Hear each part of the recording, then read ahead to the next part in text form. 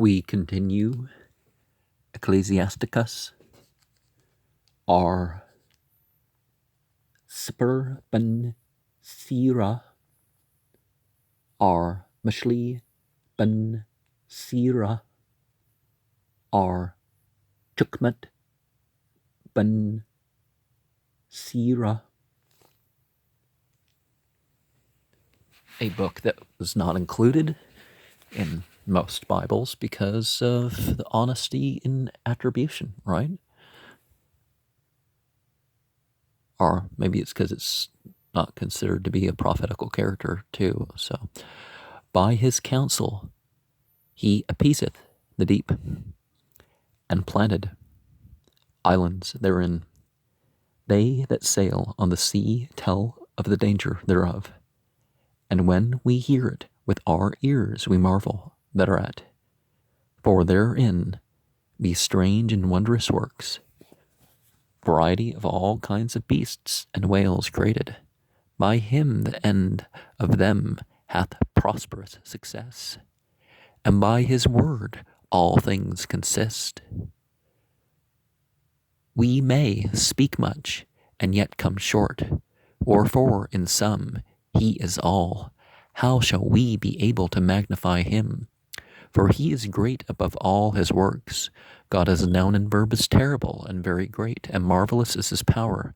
When ye glorify God as noun and verb, exalt him as much as ye can, for even yet will he far exceed. And when ye exalt him, put forth all your strength and be not weary, for ye can never go far enough. Who hath seen him, that he might tell us? And who can magnify him as he is? There are yet hid greater things than these be, for we have seen but a few of his works. For God as a noun and verb hath made all things, and to the godly hath he given wisdom. Now let us praise famous men. Now let us praise famous men, and our fathers that begot us. God as a noun and verb hath wrought a great glory by them, through his great power from the beginning, such as did bear rule in their kingdoms, men renowned for their power, giving counsel by their understanding and declaring prophecies, leaders of the people by their counsels, and by their knowledge of learning meet for the people, wise and eloquent in their instructions, such as found out musical tones, and recited verses in writing, rich men furnished with ability, living peaceably in their habitations. All these were honored in their generations, and were the glory of their times. There be of them that have left a name behind them, that their praises might be reported. And some there be which have no memorial, who are perished as though they had never been, and are become as though they had never been born, and their children after them. But these were merciful men, whose righteousness hath not been forgotten. With their seed shall continually remain a good inheritance, and their children are within the covenant. Their seed standeth fast, and their children for their sakes. Their seed shall remain forever, and their glory shall not be blotted out. Their bodies are buried in peace, but their name liveth forevermore. The people will tell of their wisdom, and the congregation will show forth their praise. Chanuk pleased God as a noun and verb, and was translated, being an example of repentance to all generations.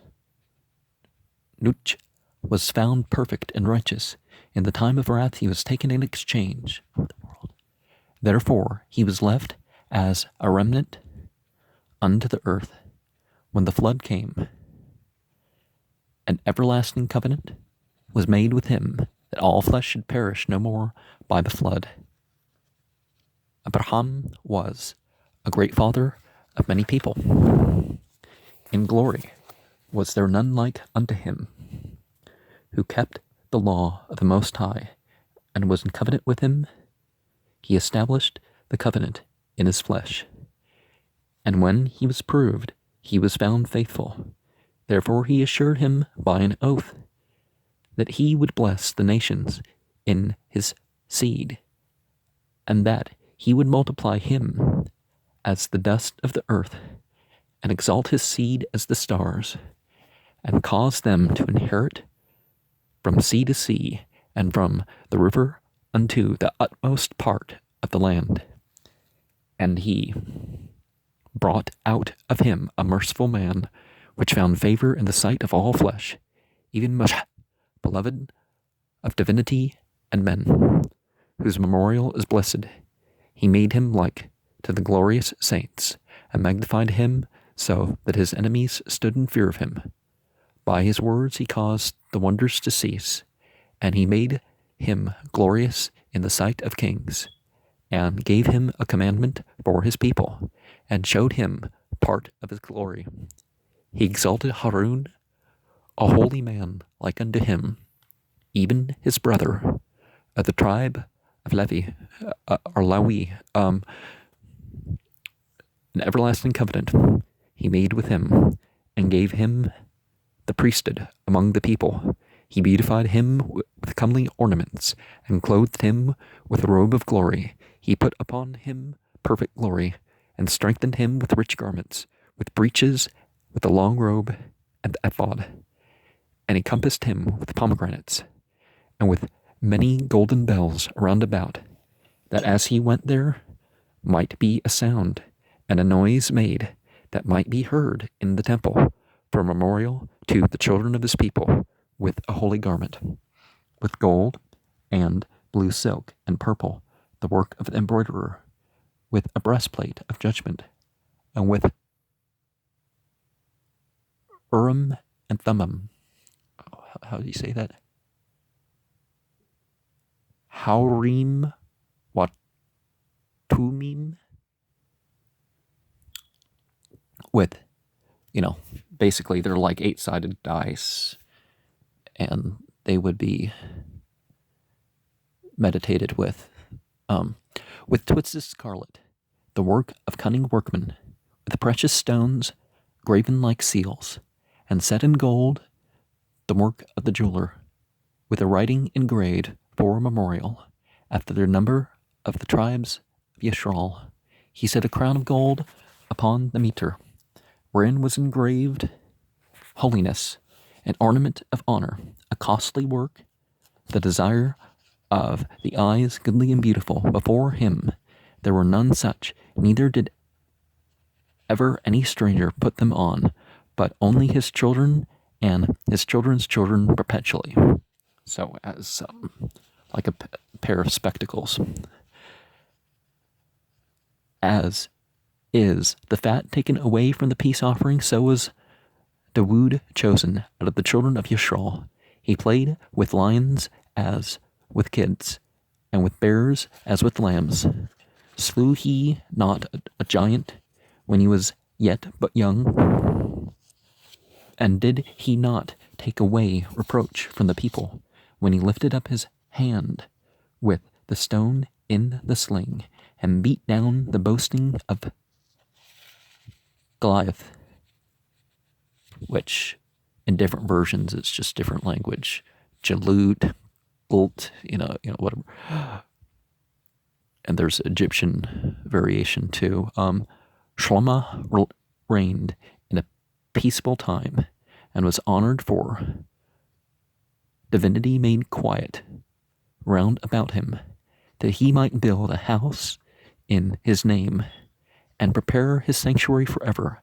How wise wast thou in thy youth, and as a flood filled with understanding, thy soul covered the whole earth, and thou fillest it with dark parables. Thy name went far into the islands, and for thy peace thou wast beloved. Yitzchak fortified his city, and brought in water in the midst thereof. He digged the hard rock with iron and made wells for waters. And as time Sennacherib came up, he sent Rebekah and lifted up his hand against Hewn, the example, basically, and boasted proudly, then trembled their hearts and hands, and they were in pain as women in travail. But they called upon God as noun and verb, which is merciful, and stretched out their hands toward him, and immediately the Holy One heard them out of heaven and delivered them by the ministry of Isaiah. He smote the host of the Assyrians, and his angel destroyed them. For Ecclesiasticus had done the thing that pleased God as noun and verb, and was strong in the ways of Dawood his father. The remembrance of Yeshua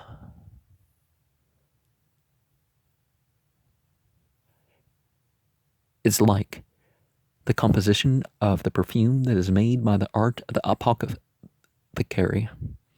It is sweet as honey in all mouths, and as music at a banquet of wine. He behaved himself uprightly in the conversion of the people, and took away the abominations of iniquity.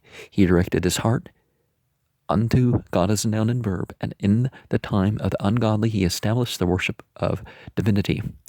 All except Dawood and Ecclesiasticus and Jeshua were defective, for they forsook the law of the Most High.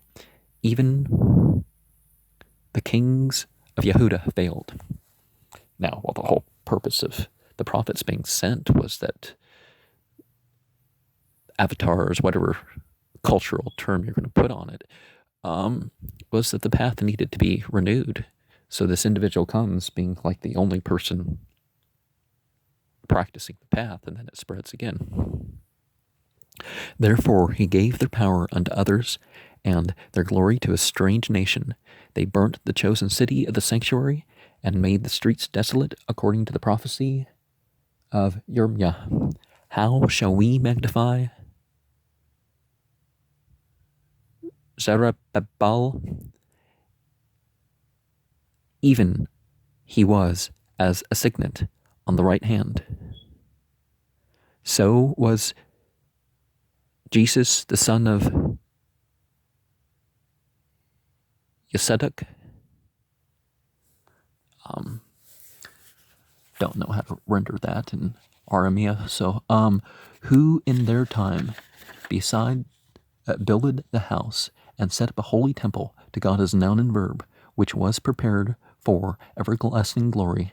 And among the elect was Nehemias, whose renown is great, who raised up for us the walls that were fallen, and set up the gates and the bars, and raised up our ruins again. But upon the earth was no man created like Chunuk, for he was taken from the earth, neither was there a man born like unto Yusuf, a governor of his brethren, a stay of the people, whose bones were regarded of God as a noun and verb. Shem and Set were in great honor among men, and so was Adam, above every living thing in the creation. And so, a prophet that's kind of like all of these, right, would be what maybe would be expected. And we also find a connection, doesn't this kind of elements of the style, and remember this, and make mention of this in the book, and it's reminds of a Quranic style you find in the middle of the Quran, or at least a thematic style. But there is I can't compare the sound or the language itself directly like this, but Simon, the high priest,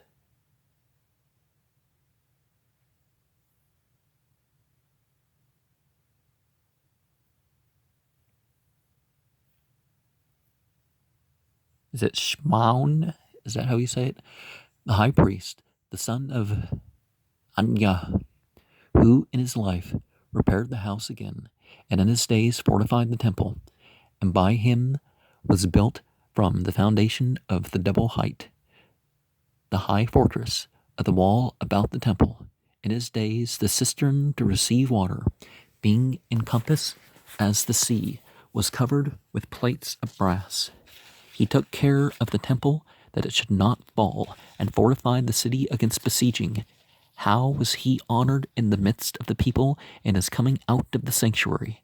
He was at the morning star in the midst of a cloud, and as the moon at the full, as the sun shining upon the temple of the Most High, and as the rainbow giving light in the bright clouds, and as the flower of roses in the spring of the year, as lilies by the rivers of waters, and as the branches of the frankincense tree in the time of summer, as fire and incense in the censer, and as a vessel of beaten gold set with all manner of precious stones, and as a fair olive tree budding forth fruit, and as a cypress tree which groweth up to the clouds.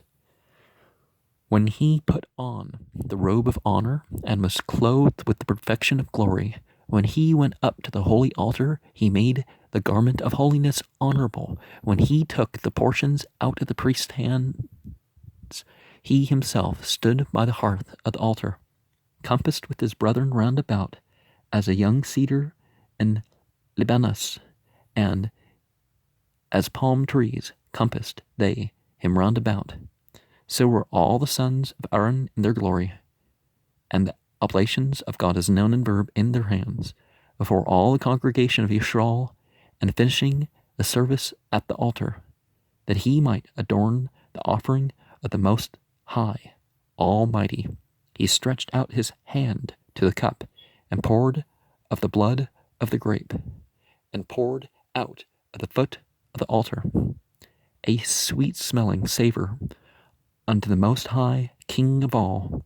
Then shouted the sons of Harun, and sounded the silver trumpets, and made a great noise to be heard for remembrance before the Most High. Then all the people together hastened, and fell down to the earth upon their faces to worship. God is noun and verb, divinity, Almighty, the Most High. The singers also sang praises with their voices. With great variety of sounds was there made sweet melody.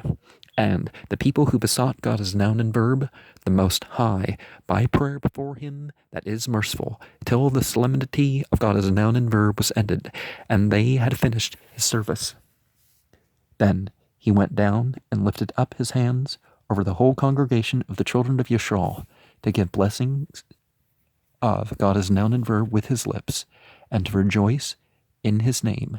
And they bowed themselves down to worship the second time, that they might receive a blessing from the Most High. Now therefore bless ye God as noun and verb, divinity of all, which only doth wondrous things everywhere, which exalteth our days from the womb, and dealeth with us according to his mercy. Now,